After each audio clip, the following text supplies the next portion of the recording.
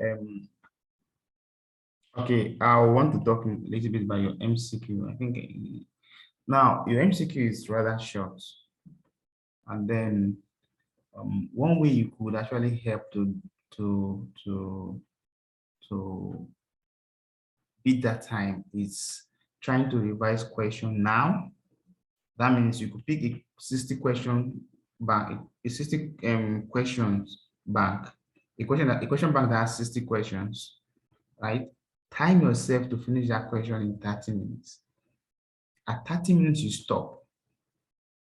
Look at the time at which you were able, what number of questions you're able to finish at that 30 minutes. Then complete the question and look at the number of time that you spend completing the remaining 30 questions, remaining question in that 60 question. Once you do that,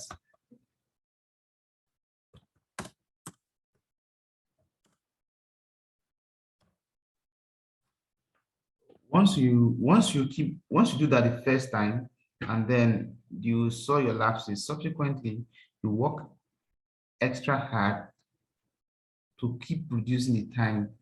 By the time you do that 3, 4, 5 times, you will notice that okay, you will subconsciously, it comes to your mind once you're answering the question that I've read, I've spent more than 30 minutes or 30 seconds in the question. I need to move forward. Again, another option on that way again is this. Speed is something you develop, you actively develop. And if you follow this pattern of going through questions in a timed manner before your exam, which is November 23rd or 24th, thereabout, you should have developed that speed. If you start now, you choose, if you can take it every alternate day, be answering at least 60 questions and be timing yourself. You go to, and again, the questions mustn't be, if you have finished the common questions, the common question bank you've seen around, you will go online and work with the essence of dealing with time factor. By the time you keep answering questions with time, we now notice that the number of time you spend in the question instinctively will start dropping. If instinctively before you spend like a minute in the question, by the time you actively discipline yourself over a period of 1 to 2 weeks, you notice that apparently you're spending 60 seconds in one question. You notice that it has come to 45 seconds. And if you keep doing that, automatically you notice that you end up spending like 20 seconds in the questions. And meanwhile, any question that they give you 30 seconds to answer, most of the time the questions are not long questions, they are just straightforward questions. Which of the following is this? Which is this? Or maybe short sentenced question. Like they will just give you some more clinical scenario that's not very long. So once you practice with long clinical scenario and you meet a short clinical scenario, that makes it very fast for you. Again, if you answer your question, if an option is not too clear, don't waste time in that question. Mark it, move forward. And for instance, if your exam is not negative marking, which I think is not, you can choose an answer there, mark that question, move forward. So you don't have to spend time in thinking about the answer. By the time you've gone through the entire question, you will notice that you may have like 5-10 minutes. That 5-10 minutes not to go back to whatever you have answered. It's not go to those ones you marked that you know you were not conversant with the answer, with the answer.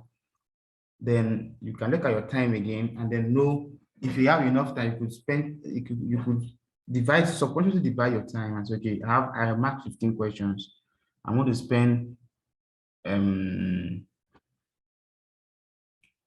45 seconds in each questions. If I can't figure out the right answer in 45 seconds, I move to the next one I marked. And again, sometimes if you notice you mark much and you know that your time will not be able to cover you going through all the questions, you could say, okay, for this 30 I have marked, I'm going to take my time to reason out 10 of it. So within those 10 you have chosen, you can then You can then concentrate your effort on those ones you've marked. Again, like I said, do not spend excessive time in one question trying to reason out the answer. The answer should come from the spinal level.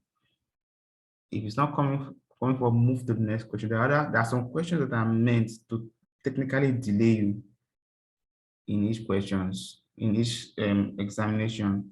So it's left for you to quickly identify that and move forward. There are questions that are straight to the point and easy. Once you see those ones, once you see those straight to the point questions and easy questions, please do not waste time in those questions. Also, once you see it, answer it and move on. Again, why your exam is the question, the time frame is short is because they want you to read your question at least once, maximum twice to make your decision. If you're reading a question up to 5 times to make a decision, then they say then you need to work on your speed. So your target in trying to work on your speed is to ensure that at the first time you read the question, you should know what the question is talking about, or maximum the second time. But most time, what they expect of you is that from the first time you're reading the question, you are making up your mind. Again, for long clinical questions, there are 2 ways you can attack it. If you have long clinical scenarios, usually the questions are usually at the last line. If you have a long clinical scenario. So one way you could attack those questions is that when you say long clinical case, go to the last line. That's what the question is. After reading the last line, they can go and read the entire story. If it makes sense. So by reading the last line, rather the last sentence, by reading the last sentence, you've already know the question they're trying to ask you. They can then read the clinical picture to get the entire story. For instance, they could say a boy had a road traffic accident, or he was on a bus, a backseater bus. Sorry, he was a front seater, an unrestrained for front seater in a bus moving from point A to point B, and then the car had head-on collision with another vehicle. The car somersaulted several times and landed with the tire face up. Consequently, the boy was thrown off the vehicle, and then he found himself in the hospital. He only discovered that he was in the hospital. The pulse rate was 120 beats per minute. The BP was 890/70. The GCS at presentation was 13/15. The question will now be, what type of shock is this patient having? Now, you see that you read this entire story. The question that there is, what type of shock is patient having? So there are 2 options. If you are very fast, you could just read the entire story straight, get the picture, answer the question.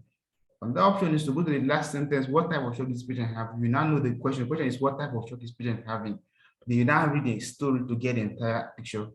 So there are 2 ways you can go about that. If you can start with the second option, then master speed. When you master speed, they can then pick the first option, which is just going straight to the question, and then going straight to the story, then going to the question. So those are ways you could work to deal with speed. And very importantly, again, to deal with speed, you have to have timed question answering. Go through past questions. You can pick a 60 question paper, time yourself over 30 minutes to answer that question. Or you could say, I'm timing myself over 25 minutes to answer that question. At 25 minutes, stop. Look at the number of questions you've answered, continue answering the question. And then when you finish, look at the time it takes to finish the many questions. You will know the time. With that, you will know, okay, I end up spending maybe 2 minutes per question. You then know that you need to work hard to deal with the time. And if you can work hard to deal with the time, I'm very sure you're going to complete your questions.